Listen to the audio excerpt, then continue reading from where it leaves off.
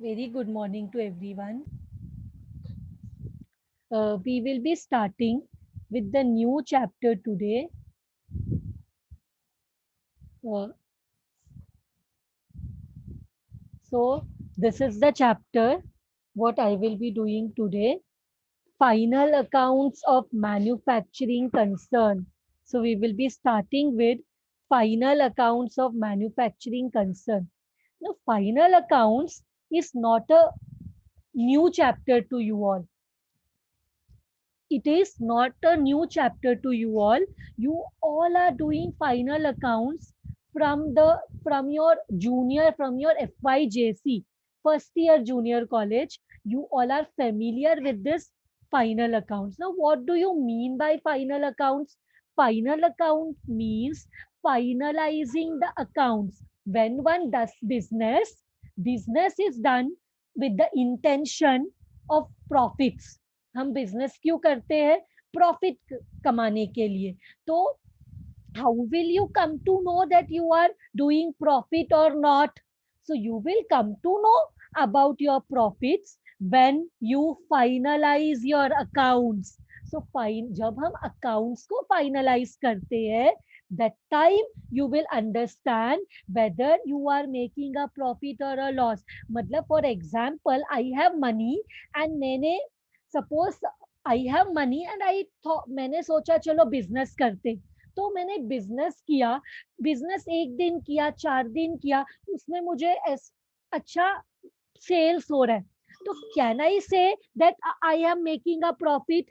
Is that period sufficient? Is 4 days period or 1 week period sufficient to decide that whether the business is making a profit? Tell me. 4 दिन business करके क्या मैं conclude कर सकती हूँ कि मुझे लॉस हो रहा है, नहीं बिजनेस नहीं चल रहा, प्रॉफिट, या तो बोलना प्रॉफिट हो रहा है, बिजनेस बहुत अच्छे से चल रहा है? Is the 4 day period sufficient? Is 1 week sufficient? Is 1 month sufficient? Is 2 month sufficient?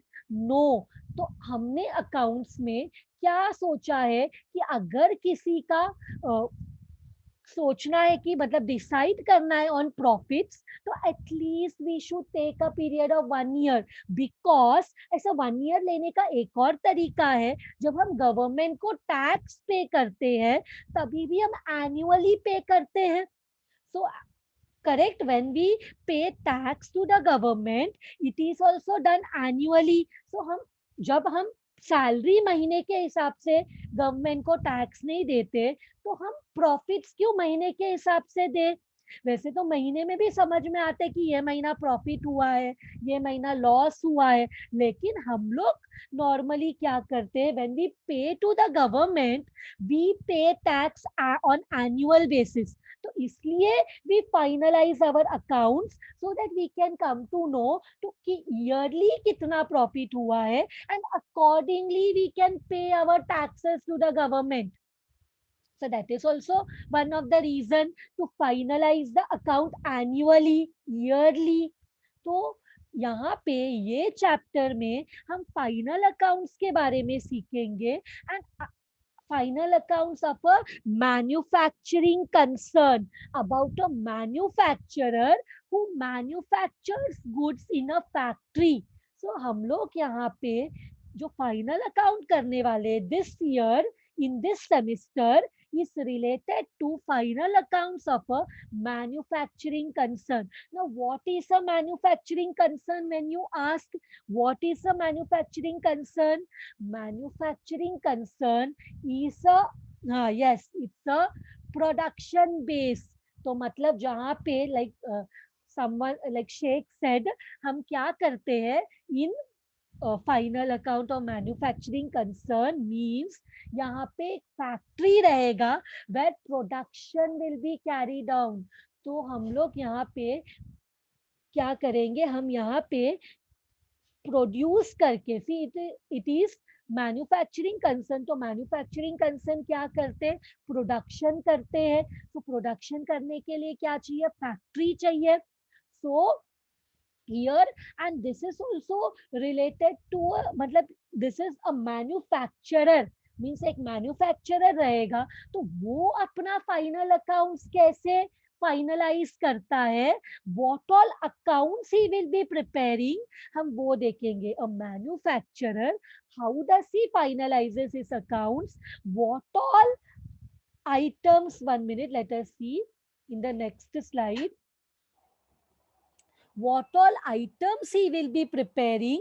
We will see the manufacturer will be preparing manufacturing account. तो यहाँ पे हम कौन सा अकाउंट्स बनाएंगे, यहाँ पे हम मैन्युफैक्चरिंग अकाउंट प्रिपेयर करेंगे. We will be preparing the manufacturing account and trading account, profit and loss account, balance sheet. You all are familiar with all of this. Lekin what you are not familiar is the manufacturing account. This is new. Now the manufacturer sells finished goods manufactured by him in his factory. मतलब factory में क्या होता है, goods manufacture होता है, तो वो manufactured goods को क्या करता है मैन्युफैक्चरर, वो गुड्स को मार्केट में सेल करता है. सो हम लोग वही गुड्स के बारे में क्या फैक्ट्री में मतलब मैन्युफैक्चरिंग अकाउंट में क्या होगा, मैन्युफैक्चरिंग अकाउंट में all factory related expenses will be there. Manufacturing account में क्या रहेगा, all factory related expenses will be there in the manufacturing account. So trading account में क्या करेंगे फिर, नॉर्मली तो फैक्ट्री रिलेटेड सारे डायरेक्ट एक्सपेंसेस तो हम ट्रेडिंग अकाउंट में दिखाते थे till last year. You always say then अगर हम मैन्युफैक्चरिंग अकाउंट में सब फैक्ट्री रिलेटेड बताने वाले हैं तो what is the use of, what is the requirement of preparing trading account. Trading account में भी कुछ तो चीज दिखाएंगे that I will explain you. Now what we will do now next is, and I will be sharing with you all, I will be explaining you all the manufacturing account format. मैं तुमको अभी manufacturing account का format explain करूंगी, trading account का format explain करूंगी. You always से trading account तो आप लोगों ने पहले भी देखा है बट स्टिल क्या चेंजेस है after preparing manufacturing account, that I will explain you. Profit and loss account already we are been doing from last 2 years, so the format remains the same. Balance sheet also it is the same. So मैं तुम लोग को क्या करने वाली हूँ, I will be explaining you in this lecture, I will explain you the format of manufacturing account and हम trading account में फिर क्या चेंजेस करेंगे, that things I will explain you now. So let us go to the I'll share it. I'll go to the new share.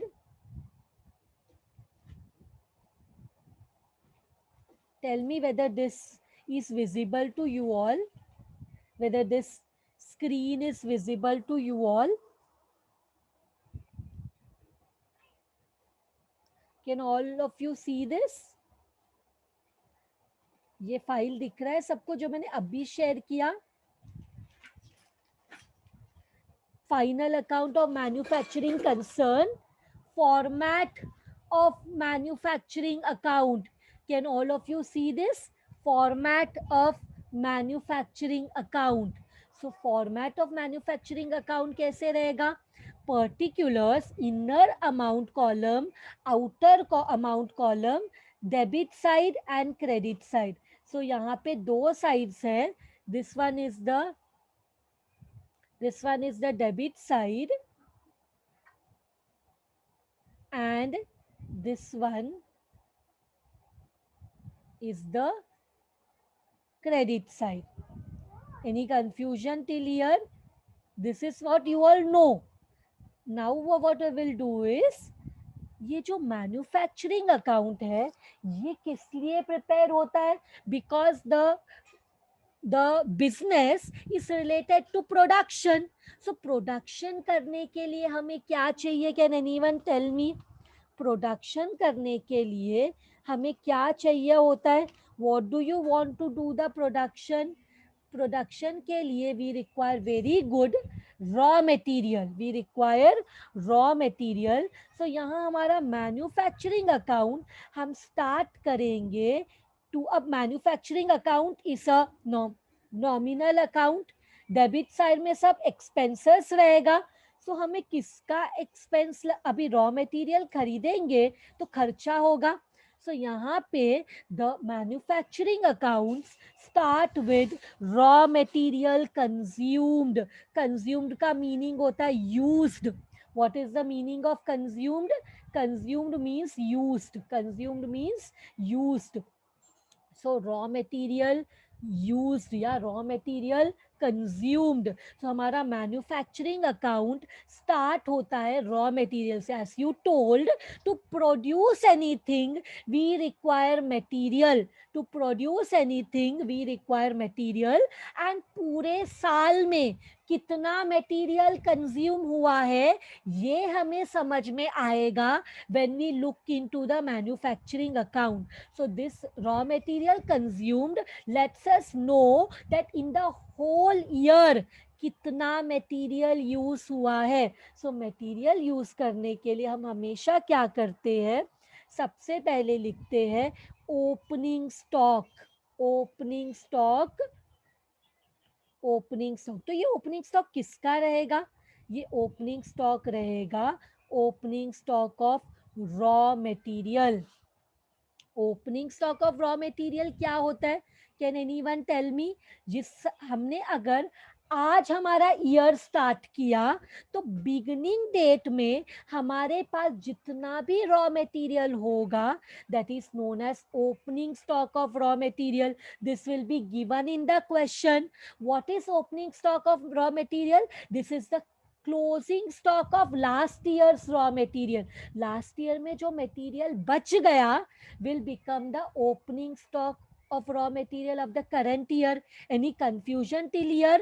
Last year में जो stock, जो closing stock, last year में जो material बच गया, last year का closing stock of raw material will B this years opening stock of raw material. तुम लोग को कोई टेंशन लेने की जरूरत नहीं है. क्वेश्चन में opening stock of raw material दिया रहेगा, तुम्हें कहाँ लिखना है? रॉ मटेरियल कंज्यूम्ड के नीचे लिखना है opening stock of raw material. क्या लिखना है? Opening stock of raw material. Tell me, क्या पूरे साल ये चल जाएगा? क्या opening stock of raw material will be sufficient to use for the whole year, और we have to do some purchase? We have to do purchase. So यहाँ पे मैं क्या करूंगी, एड परचेसेस. एड परचेस चाहिए तो यहाँ ब्रैकेट में लिखती हूँ क्या परचेस करना है, raw material. Opening stock of raw material पूरे साल तो नहीं चलेगा, तो हमें क्या करना पड़ेगा, we'll have to purchase raw material. We have to purchase raw material. Now tell me, ये रॉ मटेरियल परचेस करते वक्त अगर हमें कोई एक्सपेंस हो गया तो वो एक्सपेंस को भी तो we have to add with the purchase. Like we have done a sum, last sum, जहाँ पे carriage inward was added to the purchases. Means purchase करते वक्त कोई भी खर्चा हुआ, परचेस करते वक्त कोई भी खर्चा हुआ तो वो खर्चे को भी हमें ऐड करना पड़ता है. So we have to add all the purchase expenses. Now tell me, purchase expense क्या हो सकता है? परचेस एक्सपेंस मतलब कैरेज इनवर्ड. परचेस एक्सपेंस मतलब क्या? Carriage inward. ऑक्ट्रॉय ड्यूटी, जब हम बाहर से खरीदेंगे तो डॉक, डॉक ड्यूटी, डॉक से खरीदेंगे. Custom duty. ऐसा अगर कोई भी एक्सपेंस होगा जो परचेस, रॉ मटेरियल परचेस करते वक्त हमें हुआ होगा, तो वो हम क्या करेंगे, all those expenses will be added with purchase. All those expenses will be added with purchase. All those expenses will be added with purchase. तो purchase expenses क्या है? Purchase expenses means it can be carriage inward, it can be octroi, it can be dock charges, it can be custom duties, and all these expenses have to be added along with the purchase. Any confusion here? All the expenses, yes, exactly. If there is any freight charges, freight and carriage is the same na, freight रहेगा, carriage रहेगा, तो we will have to add all these expenses. Travelling expense, freight expense same है. So ऐसे carriage is travelling, freight is travelling, so carriage लिख दिया तो freight भी आ गया. So any expenses related to purchase होगा तो that we will add along with the purchase. तो मैं अलग से इधर नहीं दिखा रही हूँ. परचेस एक्सपेंस में क्या आ जाता है? ये सब एक्सपेंसेस आ जाते हैं. तो इसको भी ऐसे दिखा सकते, अमाउंट में आया तो we will show like this. ये सबको हमें क्या करना है? ऐड करना है. तो यहां तक क्लियर है. इसके बाद अगर there is purchase return, if there is purchase return तो लेस करना पड़ेगा. If there is purchase return तो लेस करना पड़ेगा. If there is one more thing जो वेरी इंपॉर्टेंट है, which I will show here, you all will be able to understand. Closing stock, closing stock of raw material. तो closing stock रहेगा और purchase return रहेगा. तो ये तीनों को we will what we will do, we will less all this, all the three, sorry all the two. अगर question में यहाँ पे हम क्या करेंगे, हमें क्या चाहिए? पूरे साल का raw material consumed चाहिए. We require the raw material used in the whole year. So in the whole year purchase return तो use नहीं हुआ, वो तो हमने वापस रिटर्न कर दिया. तो परचेसेस में हमने no no no no, material का जो परचेस रिटर्न, मटेरियल का जो क्लोजिंग स्टॉक है, in this format manufacturing account. See when I am here manufacturing account में जो क्लोजिंग स्टॉक है, उस रॉ मटेरियल का क्लोजिंग स्टॉक है, वो हम यहीं पे से लेस करेंगे. तभी we will understand that how much raw material was consumed, how much raw material was used in the whole year. Means इतना सब we used opening stock of raw material, we purchase more raw material, जो भी expenses हो गया वो raw material के cost में हमने add किया. परचेस रिटर्न किया तो वो हमारा एक मटेरियल वापस चला गया. फिर लास्ट में जो मटेरियल ईयर एंड में अनयूज्ड है, closing stock of raw material means what? Unused material. Closing stock of raw material means what? Unused material. Unused raw material हमने लेस किया तो हमें पता चला पूरे ईयर में, फुल ईयर में how much raw material has been used. तो हमें पता चलेगा पूरे ईयर में how much raw material was used, how much raw material was used. So इसके बाद what will come? All other factory expenses. Factory में हमें क्या क्या एक्सपेंसेस होता है? वेजेस का एक्सपेंस होता है, बराबर. Now you all tell me, factory में जो भी एक्सपेंस हम ट्रेडिंग अकाउंट में लिखते थे, अब सब हम यहाँ लिखेंगे. सेकेंड कॉलम में लिखा वेजेस, इसके बाद to manufacturing expenses, manufacturing expenses, manufacturing expenses. You all tell me क्या क्या आना चाहिए तुम लोग के हिसाब से जो फैक्ट्री से रिलेटेड होगा. वेजेस लिख लिया. अब मैन्युफैक्चरिंग एक्सपेंसेस में क्या हो सकता है? मैन्युफैक्चरिंग एक्सपेंसेस में हो सकता है रॉयल्टी रिलेटेड टू मैन्युफैक्चर, और क्या हो सकता है? Hire of special higher charges of special machinery, और क्या हो सकता है, design expenses. These are some of the manufacturing expense. अब मैं तुम लोग को एक्सप्लेन करती हूँ कि ये क्या है. See, when you are manufacturing something, so लेकिन तुम क्या करते हो, तुम for example suppose some cold drink, let it be Coca Cola. Suppose Coca Cola आप मैन्युफैक्चर कर रहे हो आपके फैक्ट्री में, but you don't have the ownership rights to manufacture Coca Cola. तो उसका मैन्युफैक्चरिंग राइट्स तो ओनर ऑफ कोको कोला के पास है. तो what if you want to manufacture coca cola in your factory, you will have to pay royalty to the owner. You will have to pay royalty. What is the royalty? Royalty मतलब आप जब कुछ भी invention करते हो तो वो invention को यूज करने का परमिशन अगर आप किसी और को देते हो तो वो कोई और जो आपके इन्वेंशन को यूज कर रहा है वो आपको रिटर्न में रॉयल्टी देगा, फीस देगा.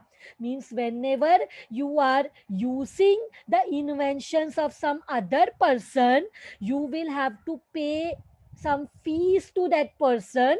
So that is royalty.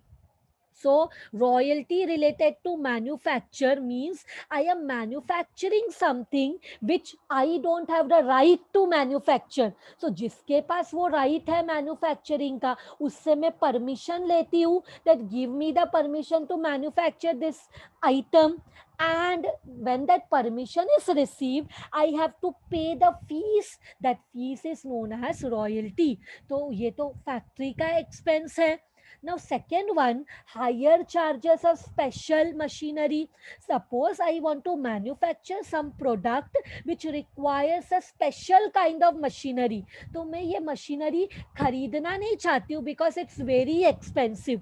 The machinery which is required to manufacture a certain product is very expensive. तो मैं वो मशीनरी को हायर करती हूँ. तो हायर करते हुए मुझे उसका चार्जेस देना पड़ता है, रेंट देना पड़ता है. तो that hiring charges of special machinery का एक्सपेंस भी मुझे यहाँ मैन्युफैक्चरिंग अकाउंट में दिखाना पड़ेगा. या फिर there are some design expenses relating to the manufacturing of the goods, तो वो will also come here. So these are the manufacturing expenses. इसके अलावा you all have given some answers here. जैसे for example what else we can write to factory expenses में क्या लिख सकते हैं यहाँ पे. जैसे तुम लोग ने बोला ऐसे लिख सकते to factory rent, to factory power and fuel, factory lightning जैसे किसी ने लिखा था, to factory insurance. means all the expenses which are related to factory will come here. and उसके अलावा to depreciation, ये एक important है, very important, and repairs of factory assets. Now this one is very important. तुम लोग बोलोगे कि सारे डेप्रिसिएशन तो हम प्रॉफिट एंड लॉस अकाउंट में लिखते हैं. हाँ, यस यस, हम सारे एक्सपेंसेस तो प्रॉफिट एंड लॉस अकाउंट में लिखते हैं. सारे expenses we write in the profit and loss account. That was still last year. But in this chapter अगर फैक्ट्री असेट जैसे plant and equipment, factory building, factory shed, इसका कोई भी depreciation रहेगा तो that we will, furniture is used in office हम मानते हैं, अगर फैक्ट्री फर्नीचर ऐसे क्वेश्चन में दिया रहेगा तो यहाँ पे लिखेंगे normally furniture is use in the office, ऐसा अजम्पशन है, तो वो पीएनएल अकाउंट में ही आएगा। But whatever assets are use in the factory, exclusively in the factory, उसका डेप्रिसिएशन और उसका रिपेयर्स अगर होगा तो that will come here. So with this, is this clear? Is it clear कि यहाँ पे क्या क्या आना चाहिए? So all this expenses will come here, all this expenses will come here. And एक और बहुत इंपॉर्टेंट चीज तुम लोग को बताना है, to WIP, work in process, work in process बोलते हैं इसको, और यहाँ पे मैं लिख रही हूँ opening, opening stock, I am writing here opening stock. ये क्या है पहले तो तुम लोग को बताना पड़ेगा। See whenever we start the production, हम जब भी फैक्ट्री में प्रोडक्शन करते हैं ना, तो द प्रोडक्शन का procedure starts in this way कि हम सबसे पहले रॉ मटेरियल को यूज करते हैं। तो रॉ मटेरियल को जब हम यूज करते हैं तो उसमें काम चलता है, रॉ मटेरियल में, raw material is, when the raw material is put into production, there is a work done on it, and जब वर्क उसमें हो कंप्लीट हो जाता है ना, तो that raw material is called as finished goods, that raw material is known as finished goods, and that finished goods are sold in the market, that finished goods are sold in the open market, वो finished goods को हम market में cell करते हैं। तो अब हमारा question है कि ये वर्क इन प्रोसेस क्या है फिर? तो जब हम नॉर्मली, जब हम फाइनल अकाउंट प्रिपेयर करते हैं in the year and, year end में हम फाइनल अकाउंट प्रिपेयर करते हैं, तो वो टाइम पे see raw material conversion into finished goods does not necessarily take place in one day. कभी कभी हम लोग सपोज फर्नीचर बना रहे हैं तो वो एक ही दिन में फिनिश नहीं होता, वो सेम डे में फिनिश नहीं होता। अगर वहां पे कोई इनकम्प्लीट गुड्स है, जो जिसको हम रॉ मटेरियल भी नहीं बोल सकते और जिसको हम फिनिश गुड्स भी नहीं बोल सकते, ऐसा कोई प्रोडक्ट्स वी हैव जिसको हम रॉ मटेरियल भी नहीं बोल सकते and they are not complete also, like you say semi finished goods, like someone has told here, those are known as work in progress। इसको हम incomplete goods भी बोल सकते हैं, इनकम्प्लीट प्रोडक्शन भी बोल सकते हैं, सेमी फिनिश्ड गुड्स भी बोल सकते हैं। These are known as work in progress. इसको क्या बोलते हैं? Work in progress. तो इसका ओपनिंग स्टॉक यहाँ पे लिखना है। तो ये ओपनिंग स्टॉक क्या है? This is last years closing stock, मतलब last year, one minute, last year जो स्टॉक इनकम्प्लीट गुड्स जो लास्ट ईयर बच गया था, लास्ट ईयर जो इनकम्प्लीट गुड्स बच गया था, दिस ईयर वो इनकम्प्लीट गुड्स में हम काम कंप्लीट करेंगे। समझ में आ रहा है? लास्ट ईयर दो जो इनकम्प्लीट गुड्स, लास्ट ईयर जो इनकम्प्लीट था प्रोडक्शन, इस साल हम सबसे पहले उसको कंप्लीट करेंगे। इस दिस ईयर, सी ये opening stock of work in progress means what? These are the closing stock of last year, means last year जो गुड्स इनकम्प्लीट रह गया था, इस साल सबसे पहले वो इनकम्प्लीट गुड्स को हम कंप्लीट करेंगे।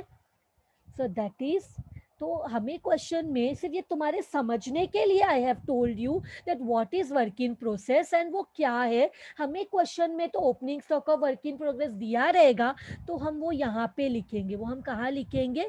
We will write here in the debit side to work in progress opening stock. तो इसके बाद हम लोग आ जाएंगे क्रेडिट साइड में। We will come in the credit side. तो क्रेडिट साइड में हम सबसे पहले लिखेंगे by work in process, work in process, और ब्रैकेट में ये क्या रहेगा, क्लोजिंग। ये क्या रहेगा, क्लोजिंग स्टॉक। मीन्स इस साल जब ईयर एंड हो जाएगा तो जो भी गुड्स इनकम्प्लीट रहेगा that we will show here in the credit side by work in process closing stock, closing stock of work in progress. इसके अलावा यहाँ पे one more thing comes that is known as sale of, that is known as sale of scrap, that is known as by sale of scrap. अब तुम लोग पूछोगे ये cell of scrap क्या है, what is this scrap? Scrap means, if you want I will write in the bracket, scrap मतलब wastage. Scrap मतलब क्या, वेस्टेज।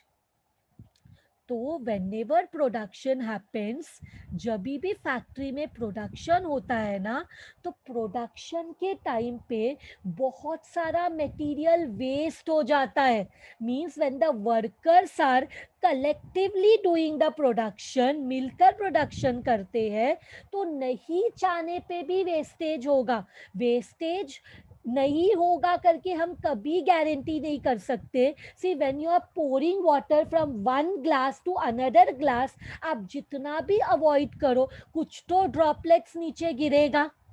दैट मीन्स हम कितना भी ट्राई करें that we want to avoid wastage, पर वेस्टेज तो होगा ही। ऑलवेज वेस्टेज कितना भी ट्राई करो, एटलीस्ट 1%, 0.99% कुछ तो वेस्टेज होगा। तो दैट वेस्टेज कंपनी क्या करती है, सेल करती है। वो वेस्टेज को कंपनी क्या करती है, वो वेस्टेज को फेंकती नहीं है, वो वेस्टेज को कंपनी सेल करती है। तो वो सेल करते वक्त इनकम आएगा, वेस्टेज को सेल करते वक्त पैसा आएगा। तो that is known as sale of scrap. Means यहाँ पे एक ही इनकम है, ये मैन्युफैक्चरिंग अकाउंट में सब एक्सपेंस है, only one income we show here, that one income is sale of scrap. मतलब यहाँ पे सब एक्सपेंसेस है, only one income we have, and that income is sale of scrap, wastage को बेचने पे आने वाला पैसा। इसके बाद हमें क्या करना है, ये मैन्युफैक्चरिंग अकाउंट को हमें क्लोज करना है, ये मैन्युफैक्चरिंग अकाउंट को हमें क्लोज करना है। तो मैन्युफैक्चरिंग अकाउंट को क्लोज करते वक्त 100% always your debit side total will be more, always your debit side total will be more. तो डेबिट साइड का टोटल जो आएगा वही टोटल हम क्रेडिट साइड में भी लिखेंगे, बिकॉज डेबिट साइड का टोटल का वैल्यू ज़्यादा रहेगा, और क्रेडिट साइड के टोटल में जो भी है क्रेडिट साइड में उससे माइनस करेंगे, और जो वैल्यू आएगा, जो वैल्यू आएगा उसको हम बोलेंगे, जो भी इधर आएगा उसको we will say, what we will say, see I will show you here, उसको बोलेंगे बाय ट्रेडिंग अकाउंट। उसको क्या बोलेंगे, उसको कहाँ पे ट्रांसफर करेंगे, 1 मिनट, कंट्रोल से, by trading account, what we will say, by trading account. लेकिन ये क्या है, I will tell you what is this.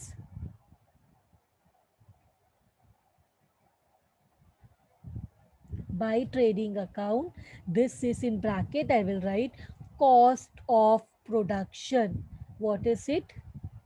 This is known as cost of production. This is known as cost of production. Cost of production.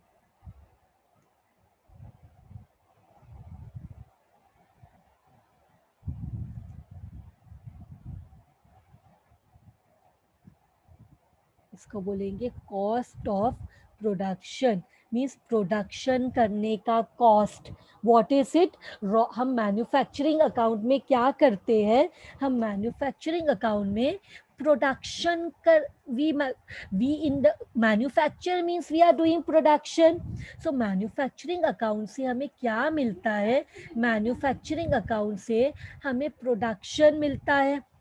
So now so what we will do, we will जो हमें यहाँ पे मिला that is cost of production. So trading account में हमें जो भी मिला it is cost of production done. तो ये manufacturing account is done. You have any confusion here? Manufacturing account is done. Now let us see the next account का format that is trading account. अभी हम लोग देखेंगे उस trading account. Now next what I will help we will do is trading account very small, क्योंकि trading account का सब कुछ तो हमने मैन्युफैक्चरिंग अकाउंट में लिख लिया है. सो तुम लोग के मन में रहेगा अभी, in your you will be thinking now, तो अभी मैन्युफैक्चरिंग अकाउंट में सब लिख लिया है तो ट्रेडिंग अकाउंट बनाने का क्या ज़रूरत है? ट्रेडिंग अकाउंट में क्या लिखेंगे? That question will come in everyone's mind. So now let us see कि ट्रेडिंग अकाउंट में हम क्या लिखने वाले हैं. We will do a trading account. So I will prepare a trading account. So trading account में क्या आएगा? लेट अस सी.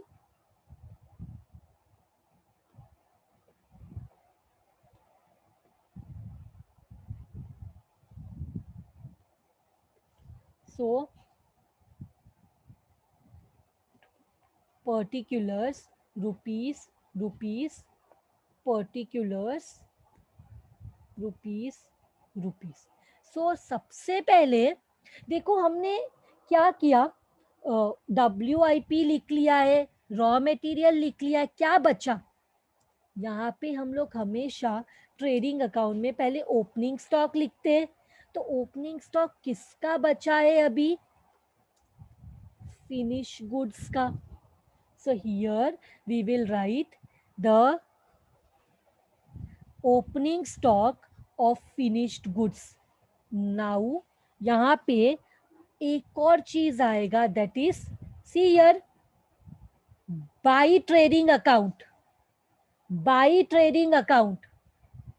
ट्रेडिंग अकाउंट में जो बैलेंस आया है वो अब यहाँ पे आना पड़ेगा. बाई का ऑपोजिट वो यहाँ आएगा मैन्युफैक्चरिंग अकाउंट.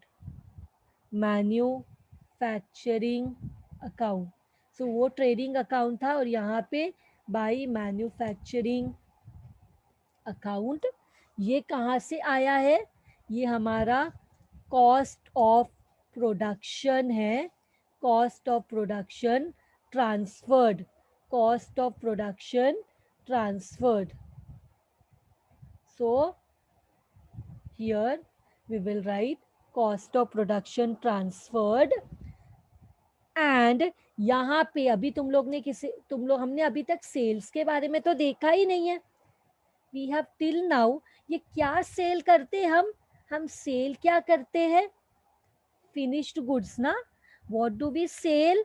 जब फैक्ट्री में गुड्स बन के रेडी हो जाता है तब हम नॉर्मली सेल करते हैं. तो यहाँ पे सेल्स क्या रहेगा? Sales will be finished goods. तो यहाँ पे लिखेंगे फिनिश्ड गुड्स. Finished goods. तो ये सेल्स में से क्या लेस करना पड़ेगा? ये सेल में से लेस करेंगे like you all were asking sales return. Sales में से लेस करना पड़ेगा सेल्स रिटर्न. तो हमें क्या मिलेगा? तो हमें मिलेगा हमारा नेट सेल्स. ये आएगा ट्रेडिंग अकाउंट में. और इसके अलावा ट्रेडिंग अकाउंट में क्या आ सकता है? बाई गुड्स लॉस्ट और डिस्ट्रॉयड. गुड्स लॉस्ट हो गया तो यहाँ पे आएगा. उसके अलावा क्या आएगा? By goods taken by owner वो आएगा, फिर क्या आएगा, by goods given, by goods given as free samples, ये आएगा। फिर एक और very important thing, by closing stock, by closing stock, लेकिन किसका, किसका क्लोजिंग स्टॉक, फिनिश गुड्स, मतलब फिनिश गुड्स का सारा डिटेल्स हमें यहीं पे करना है, फिनिश गुड्स से रिलेटेड।